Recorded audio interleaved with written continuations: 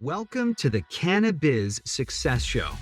If you're a cannabis company owner or operator who's ready to scale your business, grow your profits, and plant the seeds to take your business to new heights, this show is for you. We'll share expert insights, industry trends, and actionable strategies to help you blaze a trail of success in the cannabis industry. Well, welcome to the Cannabis Success Show. Today, we're continuing a conversation we had last week on marketing. We'll be talking about SEOs. One of the key pieces of marketing is SEO, or search engine optimization for cannabis companies. And we're interviewing Nick Musica today. He's been in the SEO field well over 20 years, and he's co-authored a book in 2009. He's taught at NYU. And he's been running his own agency for a number of years now. So, Nick, thanks so much for coming on the show today. Hey, thanks so much, Guillermo. Yeah, before we jump into talking about SEO, can you tell us a little bit about your background and your story and how you got into SEO and particularly working with clients in SEO in the cannabis space? In cannabis? Sure. So I've been in the SEO field, like you said, for about 20 years. And here's the thing about SEO, which was true then, it's still true today. Like if you are touching your website, you are quote unquote doing the SEO, because anything on your website, and there's other aspects, but let's just focus on the website for a moment. Anything you touch on the website, be it someone who's writing an article, are they using the right language that people are searching for?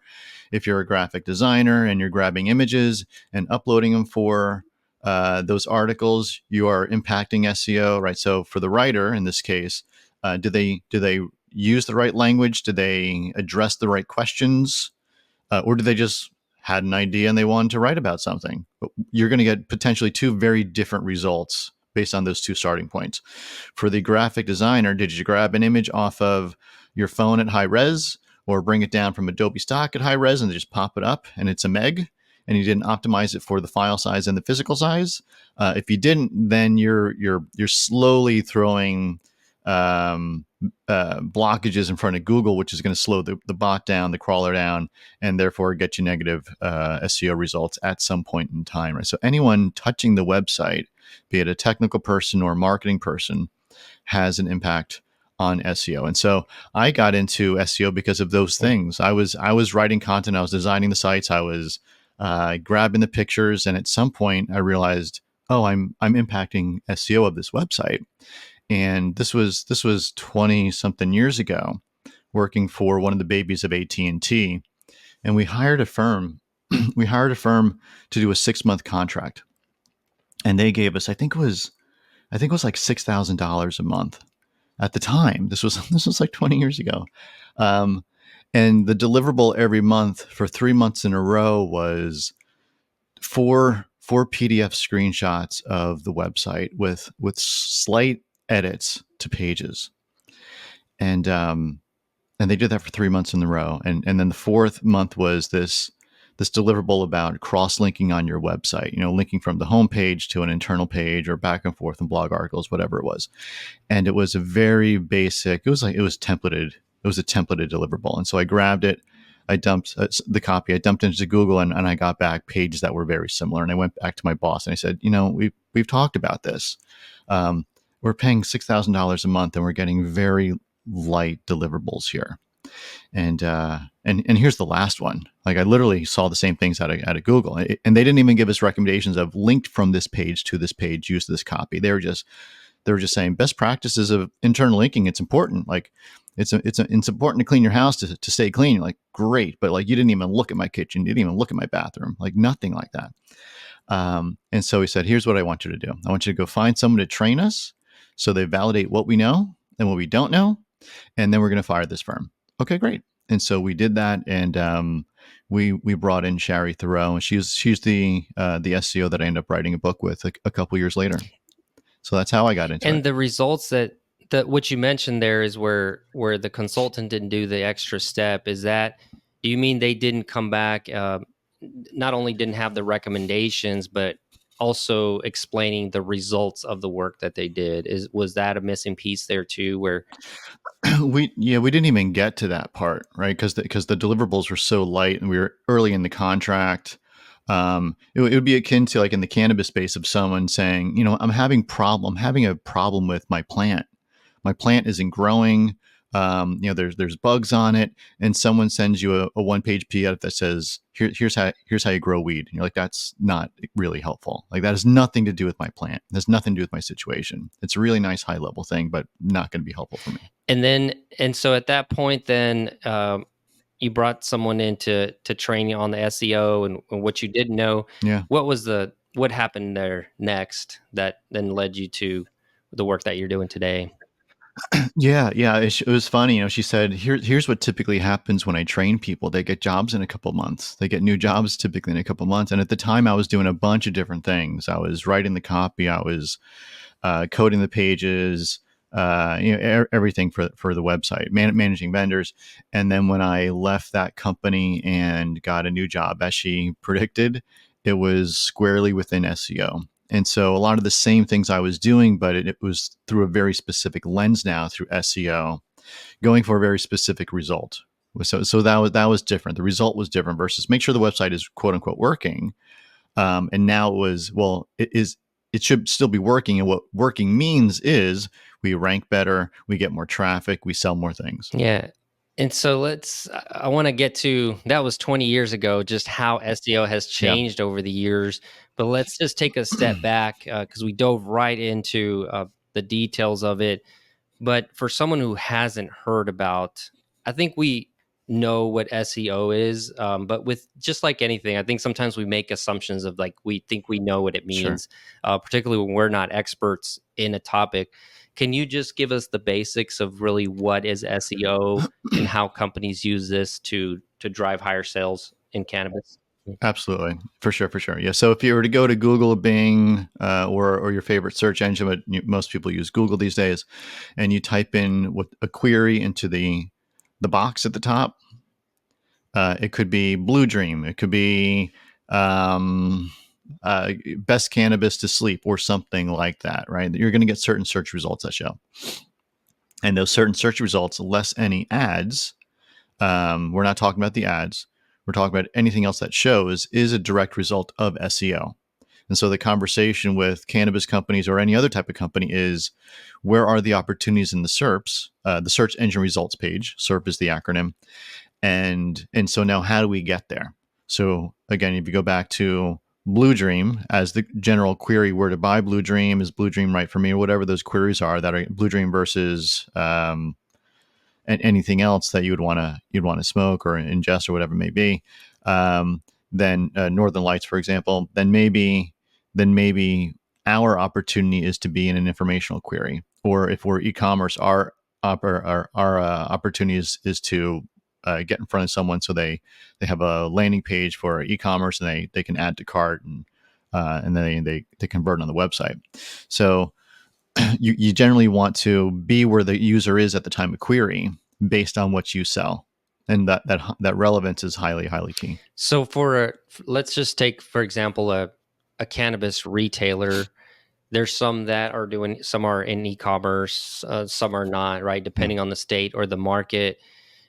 Based on the different verticals within cannabis, whether that's cultivation or a processor, they have different customers, right? Like a cultivator would have very large customers. A retailer has smaller transactions, higher volume of transactions. Is SEO applicable to all the areas of the vertical, or how would you engage on the different areas that? From my experience, I have found, and this isn't entirely true, but I would say largely true. There's some categories that do better without SEO, and so I'd say like financial planners. Every time I've talked to a financial planner, they go, "But I'm looking for people who have a net worth of minimally $1 million to invest," right? And people don't search for, hi, my name is, and I have $1 million to invest, looking for a financial planner. They do not search that way. They search for a financial planner near me, right? They may have $1, or they may have $1 million. As an SEO, I can't filter in one group of people and filter out another group. It just doesn't work that way. So financial planners, they, from my experience, not a good fit for me. Cannabis, however, right? You're going to have two different scenarios. You have someone who is a grower supplier or something like that, right? Where that they get one visit and that potential customer is worth $1 million because that's the relationship, versus retail, where that customer is worth $20 because they're going to buy a single vape or something like that, right? So there's a volume play over here and there's a quality play over here. The quality play is relevant for both folks, but more volume with the retailer versus less volume for the supplier. And that's going to be inherent in the search volume as well. You're just going to have less people searching for distributors or whatever it is on the grow side or whatever, versus the retailer side, where it's people are searching for papers and bongs and flour and gummies and right. There's a ton of volume over there, a ton of volume. And so it goes back to the same type of thing. You want to be in that SERP for that relevant query for the user at the time of query, at the time of intent. And so for someone who is starting to, try to improve their SEO, their visibility to their website, someone particularly in cannabis, how, let's say they're not working with a professional yet, how do they start to measure, or how they start to see how effective they're doing at SEO or where it needs improvement? Yeah. I mean, the easiest way to do it is load Google Analytics on your website. It's a free application. If you have a Google account, you can grab Google Analytics, put it on your website. You start to generate information. You can see how folks are getting to your website. You can see the mix of traffic to your site, be it direct traffic, someone typing into the address bar, mysite.com, or you can see traffic coming from Google or Bing or Facebook or whatever it is. And you can start to get a sense of what's my makeup in terms of people coming to my website, right? And how much. And then specifically for SEO, another free tool, Google Search Console. Again, if you have a Google account, go to Google Search Console. You can create an account for free. You grab a line of code, dump it on the website, in the code, in the header, and then you start to see specifically data, SEO data from Google as it pertains to your website. So one GA will give the Google Analytics will give you this broader view of user behavior and all the traffic sources, but Google Search Console is going to be very specific to SEO and your website. Okay. So that's how someone can just very simply go in there and see, where they're at right now. The next question that comes up is, I'm sure if you're listening to this right now, you're saying, well, how do I know my next step maybe then is to invest some of my budget or allocate some of my budget for the upcoming year. And as we know, cannabis companies, especially with the reschedule, are going to be more profitable just from the tax situation. So there's going to be more dollars that are going to be able to be allocated for professional services, which is great.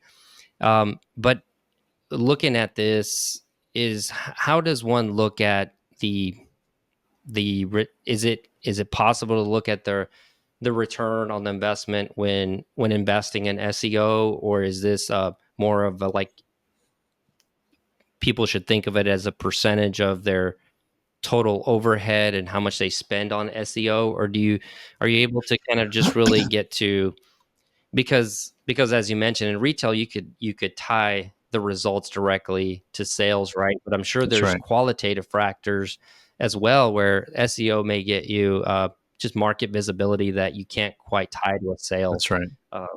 That's right. Yeah. So there's a few factors. I mean, so if you're looking to get business tomorrow, SEO is not the vehicle to do it, right? So it's a little bit like if you were to think about a 401k plan versus day trading, right? Like if you day trade, you're looking to make money tomorrow, right? You buy a stock for $1, you sell it for $2, you're making money.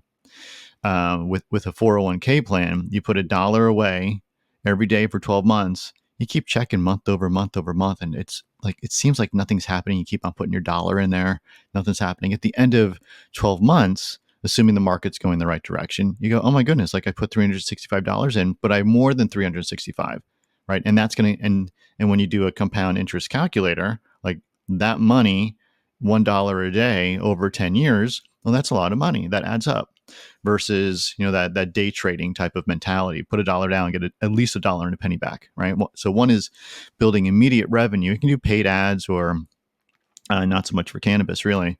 But there's other vehicles where you're going to get an ROI faster. Your return on investment is going to be faster.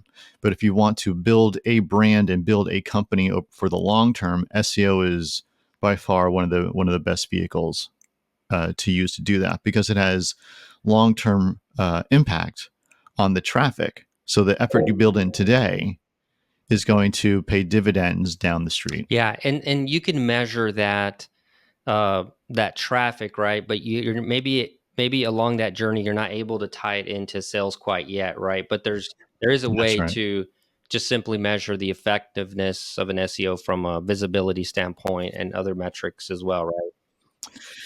For sure, yeah. So you can use, like we said, Google Analytics, Search Console, and you can do, depending on how sophisticated you are with those applications, you can see that X number of people came from Google via SEO, got onto this product page where you're selling. I keep using Blue Dream as the example. Whatever products you may be selling, insert here, but Blue Dream.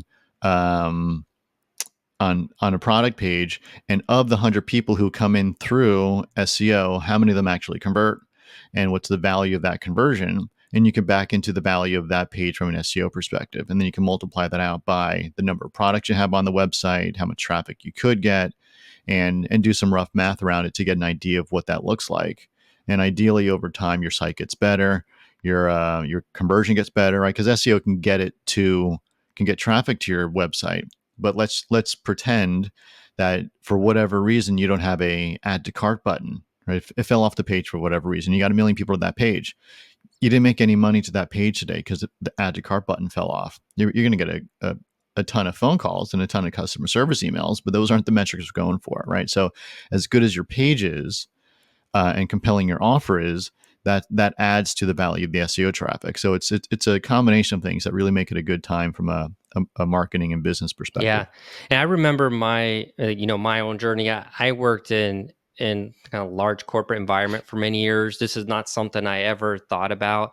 And in 2020, I went into consulting, and so I quickly was like, well, how do I connect with clients? How do I make myself known? And I was like, I started a website, and I was getting calls from a lot of consultants, kind of promising, this many sales by this month or this many leads, right? And I just wish I would have known what you're talking about today, that it's a one step at a time, and it's a very long-term thing.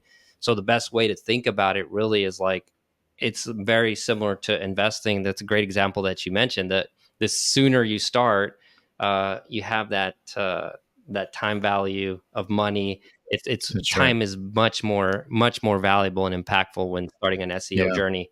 Very similar to investing, right? Yeah, for sure. And similar to that conversation, right? It's like you pick up the phone, call a financial advisor, and they're like, "What are your goals?" Well, I want to be a millionaire tomorrow. Well, what's in your bank account? Because if you have $999,000, like we can totally do that, right? But if you have $1, that's a very different conversation, right? And so how that equates to on my side is folks call up and they go, I want to be number one. I want to be like Medterra or someone, right? Like I want big companies, been doing it for a long time, have a ton of resources. I want to be number one like those guys. Every time we do a search, they're right there. I want to beat them. Well, a couple things. One, if those are your expectations, we have to talk about expectations, right? Because it took a long time to get there. You don't look at someone who's in shape and go, man, I want to look like you. What do you do? Well, I've been doing this for 20 years. I've been eating right and sleeping right and going to the gym, and that's how you get there. Like it's very simple. And a lot of people go, oh man, that sounds like a lot of work. Yeah, but well, do you want the result or do you not want the result, right? Like everything that's worth getting is worth the work, right? So we have to taper those expectations. The one caution I would throw out there is that there are some people for sure in the SEO industry who will say, you want to be number one? We can make you number one. Absolutely. Like just sign on the dotted lines here. It's going to be X dollars number a month, and we'll get you to be number one. And that typically doesn't happen. Sometimes what will happen is they'll go buy a bunch of links, or they'll push against the algorithm, Google's algorithm, and you may see this spike of results.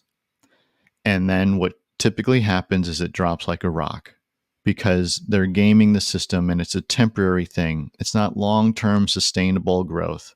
It's a gaming of the system. They're pushing on weaker spots in the algorithm.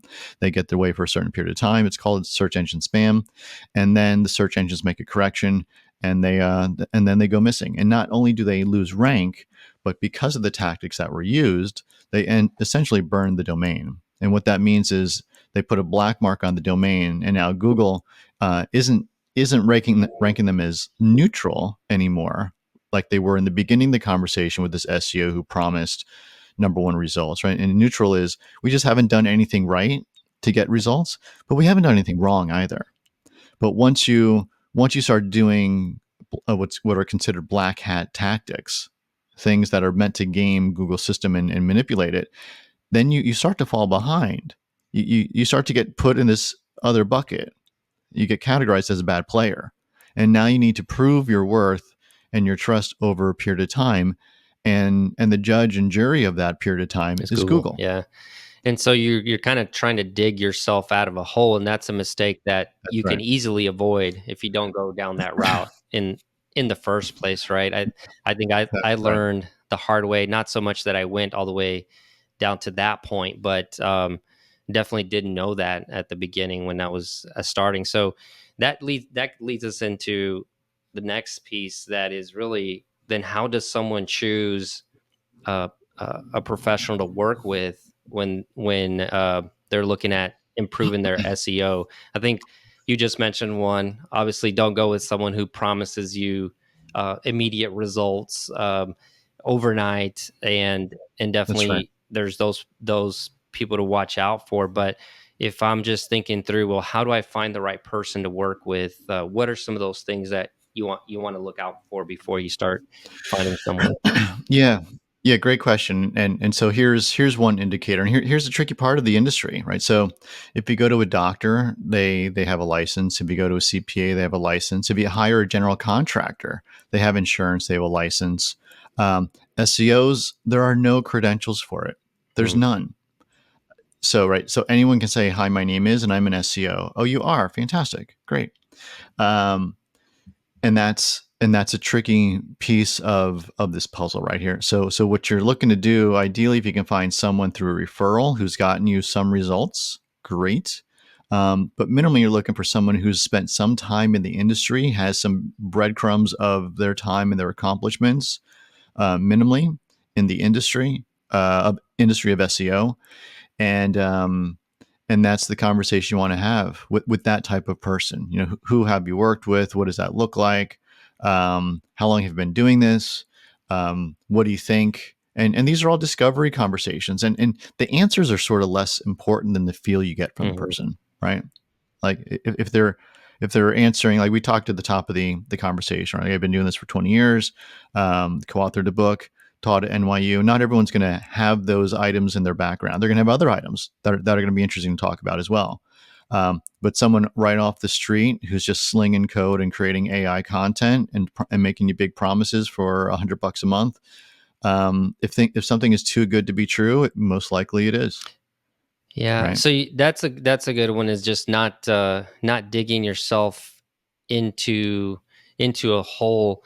But how do you find maybe those? Is there anything that is specific to cannabis and SEO? Because I'm sure someone can make the mistake of working with someone that has not worked in cannabis and could make mistakes that could cause, harm their sales or something like that. Is that a big piece of it too? Or what are some things that to look out for that could go wrong or that are unique to cannabis from an SEO standpoint?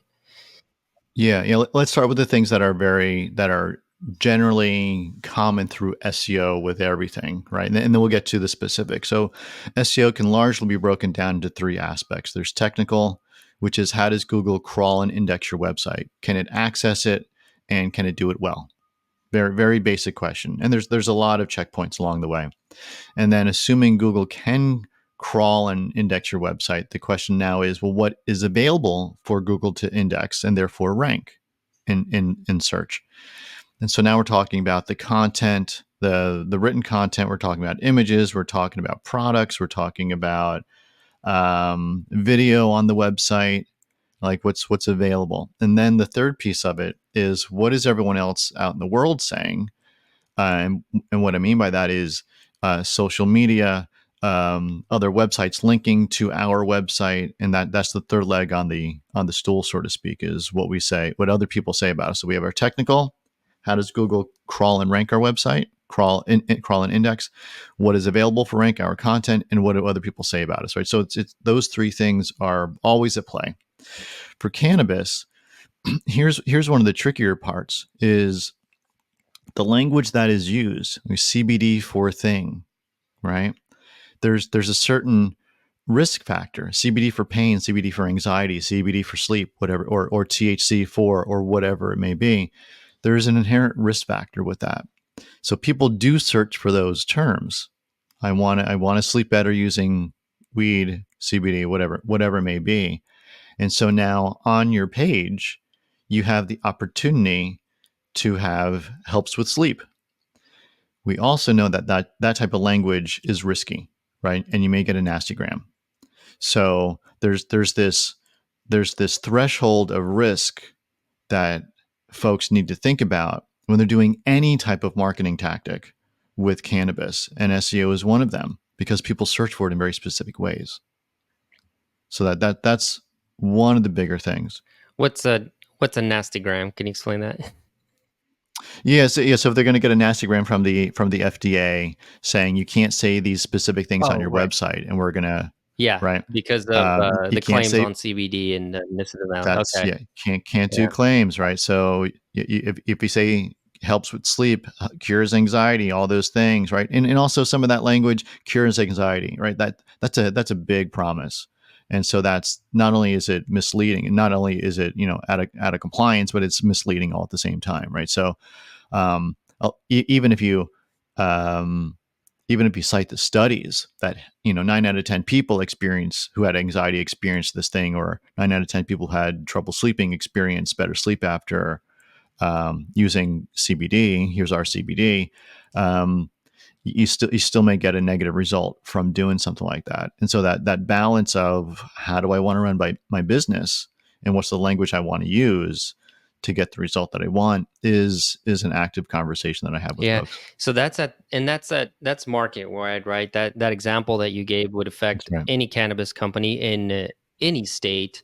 Is there anything down to the state level that's specific in cannabis when it comes to SEO, or is this the one area where we can kind of think of it more as a national playing field, or is there anything that really comes to play at the state level, or different markets in different states?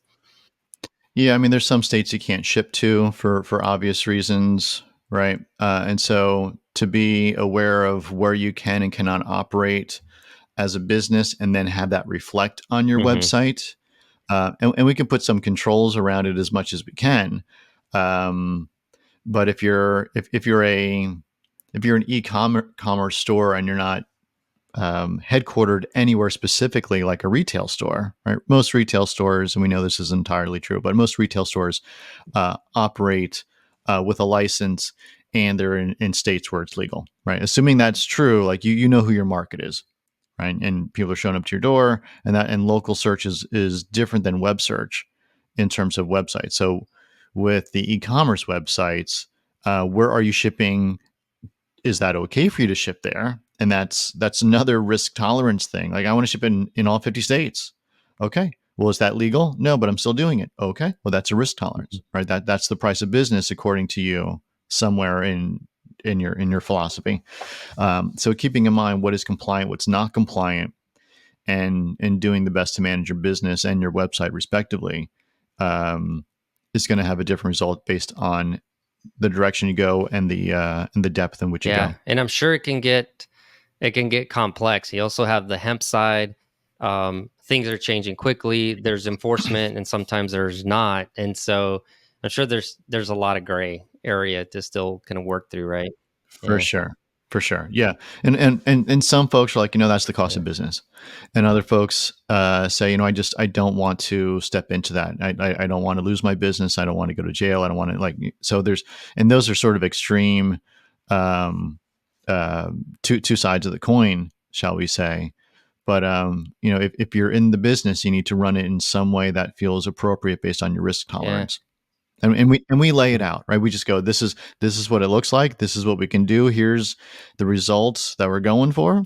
But you need to be comfortable one way or the other. You don't want to say sleep, we'll take sleep off. That's fine. You want to say sleep, we'll say sleep, Mhm. right? So we work with the client based on how they want to play the Yeah, game. that's such a great point with any service provider. I know for us as virtual CFO is setting that expectation, really talking through the scope of the work, what to expect really early on. The sooner you can do that, and the more of a continuous conversation can be, the more successful that relationship's going to be. So one of the things that I love about being able to host this podcast is I do some research through this too. I call it anecdotal, but one of the things I'm trying to get at right now is spending.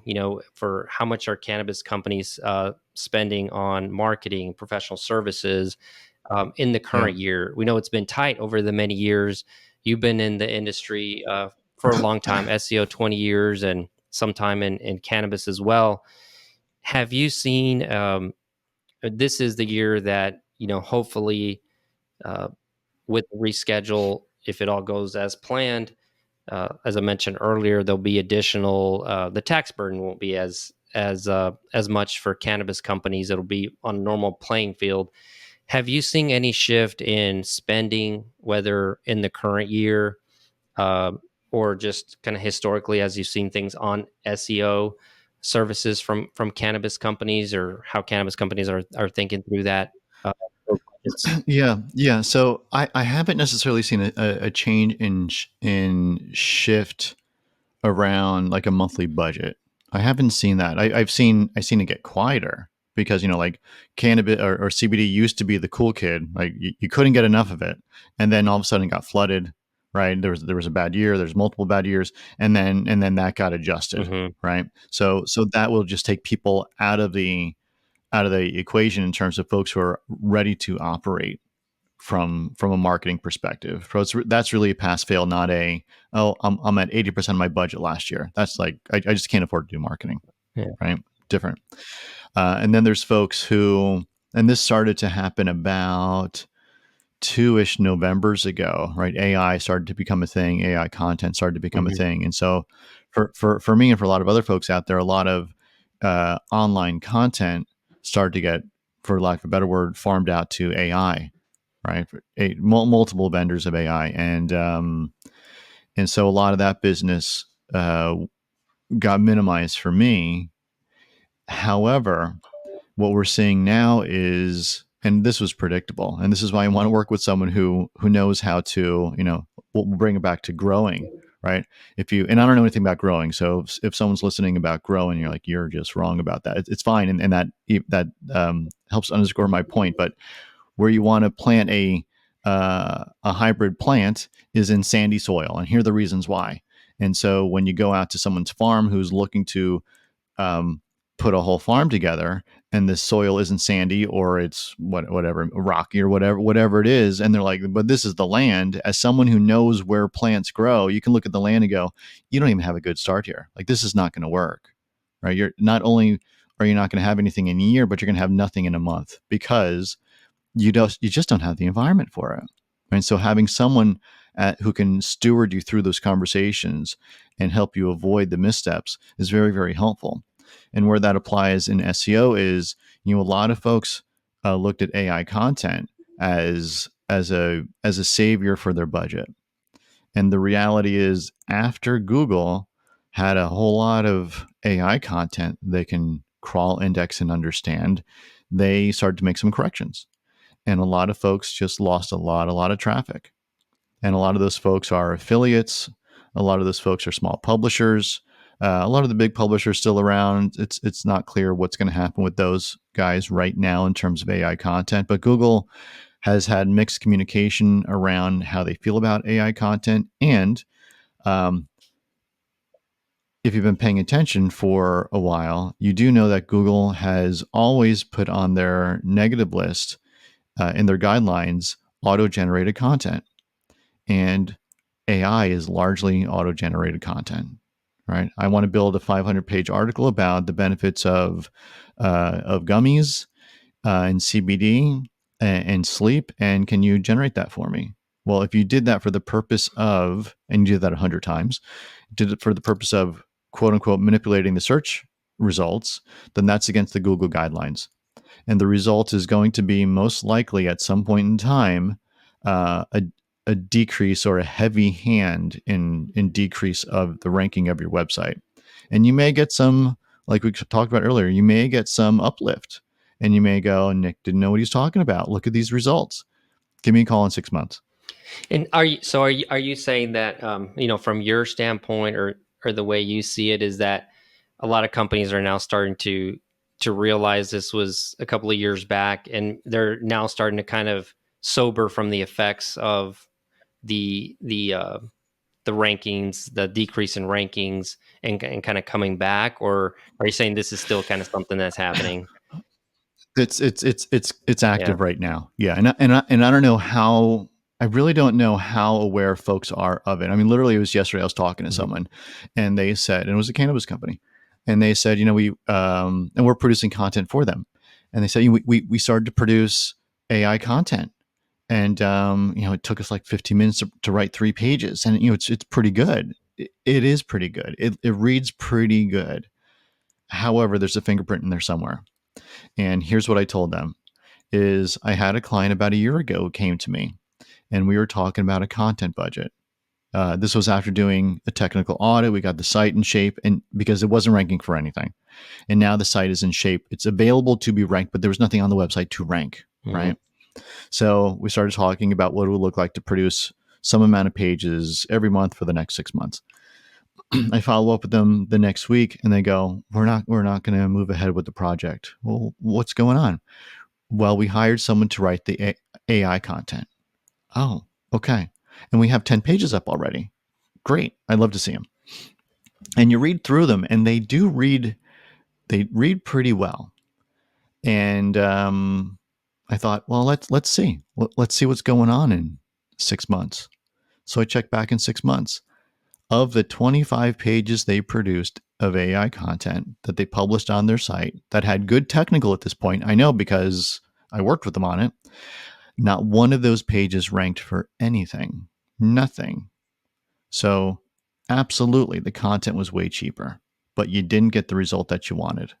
Yeah, and sounds like the negative effect of that as well. No, thanks for sharing that story. And so it seems like we maybe haven't seen it, but there is definitely that impact of AI.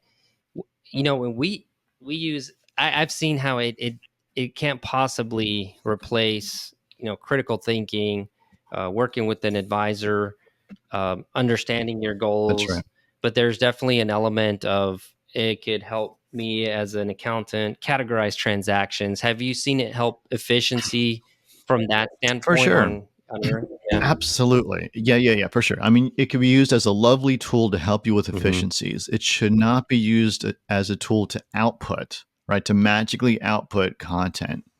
And it's not, people are like, oh my god, it's a good cool keyword research tool. It's not a keyword research tool. It doesn't know anything about the volume, doesn't know anything about the seasonality, it doesn't know anything about intent. If you use one of these tools to build a list of keywords, it goes, here are the keywords: CBD, THC, gummies, whatever it is. But there's no volume tied to it. There's no other helpful information tied to it. We actually have tools that give you all that information. We can see who's ranking for those terms as well, right? So AI certainly has a place, but it's not the, be careful when people tout it as the best thing since sliced bread. Whatever it is, typically it's not an AI. It fits in that bucket as well. Hmm. And so it saves I think it sounds like a lot of people have seen it as a way to save costs and probably also time. But if you want to get good Yeah. results, there is going to be a cost, and there's also going to be a time commitment. So maybe let's let that take us into, as we're getting close to the end here. I just want to make sure that folks understand what it's like to work with you, especially from a time commitment. If someone has not worked on their SEO and they're looking to hire someone, how does that process look? How much time are they really investing per week to work with you on this project to make sure their SEO is improving and up to date? Yeah, so typically we work with folks in two capacities. One is going to be by project, and the other is retainer. So projects are largely in the bucket of SEO audits, one and done SEO audits for a lot of folks. They take that information, they have a team internally who's going to go execute on it, be it technical, be it content resources, whatever it is, and they work on that. Frequently we get brought back in to review the results. And I'll use the phrase of a client. They said it best, which was, well, I want you to QA the results because the team who got me here shouldn't be the team to QA the results of your recommendations. We need an independent eye to take a look at that. Oh, okay. So we'll do that for you. So we QA the results of the work and make sure everything was done the way that it should have been done. And then so that's, for audits, we're looking at about 4 weeks to get the work done. Implementation wise, it depends on your resources, and it depends on the findings. Yeah. And is that something that when people reach out to you, you schedule a call and kind of have that discovery time, is that an Yeah, hour meeting, or how does that? yeah. We have the engagement will kick off with a 30-minute discovery meeting, right? And so we'll talk, and we'll learn about the background of the website, the results that you're going for, what your internal resources look like, and figure out what makes sense from there. Is it a project, or is it a 6-month retainer, or does it look like something different? We have also, we do coaching, and we get into businesses as they need us as sort of a, for lack of a better phrase, fractional SEO resource, right? You don't need a full-time resource, but you need someone watching the ship to make sure it's going in the right direction the entire time. And you don't have someone accountable for that. And also you need someone who's accountable and who actually knows the domain and can navigate the organization. So that's typically not a quote unquote SEO specialist, someone who has experience in making sure that they know how to do SEO, but in that organization, they may fall a little flat. So we can come in and help them out with that. And then we have the 6-month retainers, which cover the technical, the content, and links as a step out the door. And then we refine with follow-up SOWs to make sure that we're refining and really working on the optimization portion of SEO. Yeah, so it sounds like you don't have to know exactly how you're going to approach it, as you're thinking through this, but it's really something that you can help kind of navigate. What are the services that we need, or what is that project really going to look like? And that's something you can get started and flesh that out probably in your initial kind of diagnostic discovery call. Yeah.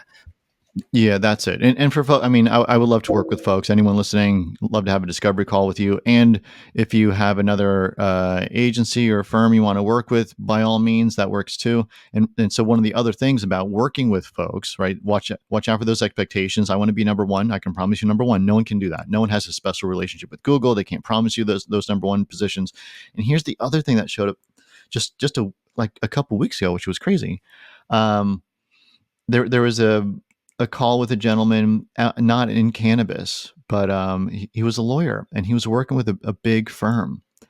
And I said, well, I'd be happy to see what they've been doing, and if you're comfortable, share the contract, because there's SEO language in there, and so someone who understands the language would be able to understand what they were looking to do and what the result of that effort would be.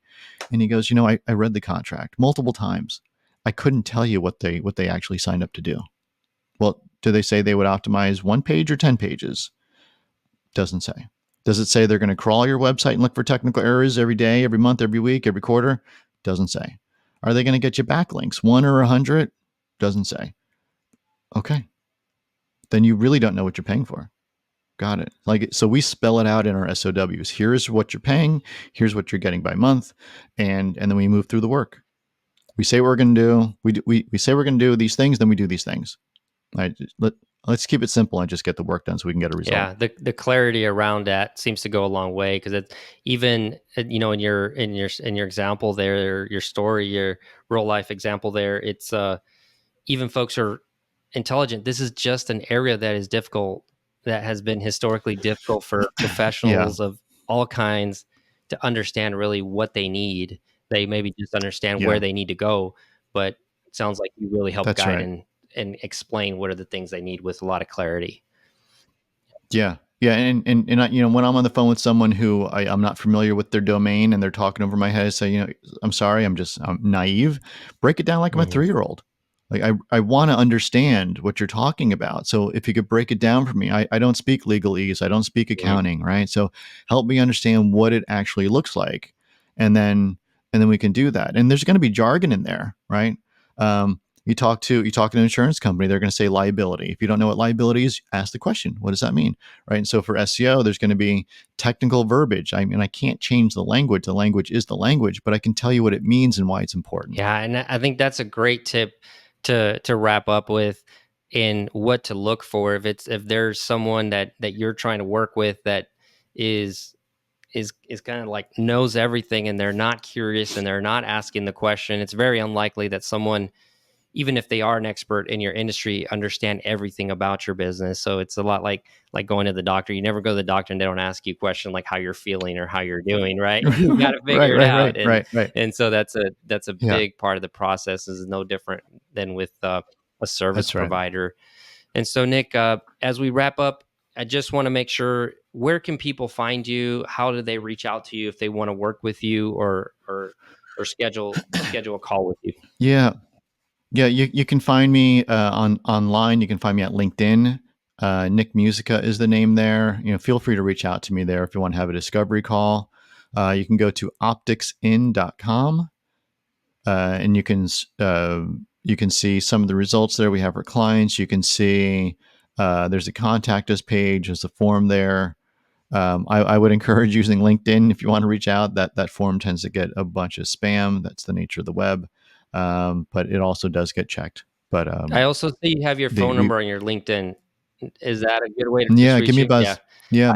Yeah. Give me a call. Yeah, if you're serious and want to chat, like, well, I may not pick up the phone. I typically don't pick up the phone if I don't recognize the number, but that doesn't mean I won't look at it and then give you a buzz I think back. we're going to see a trend towards the phone number again, because I'm talking to more and more people that are like, just call me, and I am starting to like that more. Just call me on the phone. We'll talk. It's more open, and I just noticed that about your LinkedIn. So I think that's going to start to be a trend here more in the future. Oh God, I would love that. That sounds great. I miss really. phone calls. Yeah, 100%. Well, Nick, thanks for joining us. I think people are going to really find this episode insightful and just practical in what you shared today, and how people can get started on the journey of improving this very important part of their business. That's all we have for today, and I want to thank everyone for joining us on the Cannabis Success Show. Enjoy this podcast? Visit our website, anderscpa.com/virtual-CFO-cannabis to get more tips and strategy for achieving business success in the cannabis industry.